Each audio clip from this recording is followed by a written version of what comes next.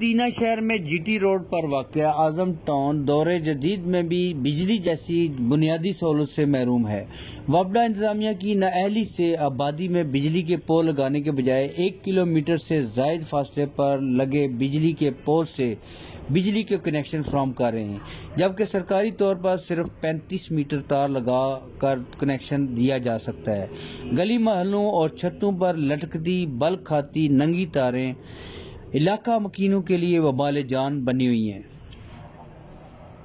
सब नीचे लटके हुए हैं, सब गलियों में, महलों में, लोगों के छतों पर। ये ऐसा कनेक्शन किधर भी नहीं देखा जो इस महल में है। ना ये जनाब अली बच्चों का खतरा है।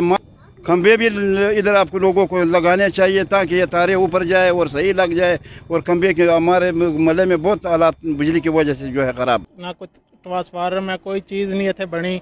तारा सारियां जेड़ियां ने अपर थले देख लो लमक रही ने। इतने कोई मतलब वाटा वाला बंदा कोई इस चीज़ से तवज्जो नहीं दे रहा। तारा जितनियां ने गुंजल पे ने अपर गए तो कम से कम और कुछ नहीं। तो जो शार्ट सर्किट हो सकता। तारा ने इतने बच्चे निकलियां बिजली की वजह तो ना बड़ा जिहा मसला बनया। साड़ी इतने बिजली भी नहीं पूरी होंगी, दूरों दूरों तक तकरीबन लाइयां ने।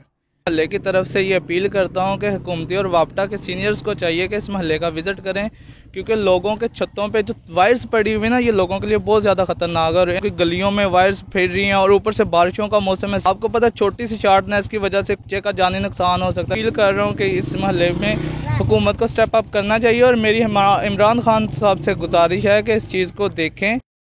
आजम टाउन में वापडा गलियों में पोल लगाए ताकि आबादी किसी हादसे का शिकार होने से बच सकें। आजम टाउन भी एक म्यूनिसिपल कमेटी का हिस्सा है, लेकिन यहाँ पे ना म्यूनिसिपल कमेटी कोई अपना किरदार अदा कर रही है और ना ही जनाब वापडा वाले यहाँ पे अपना किरदार अदा कर रहे हैं। वापडा ने एक ट्रांसफार्मर से 2 मील तक लोगों को बिजली की तारें लगा के दी हुई हैं और वहाँ पे इन्होंने कोई खंबे वगैरह लगाने की भी कोशिश नहीं की। लियाकत अली मुगल, K2 TV, दीना।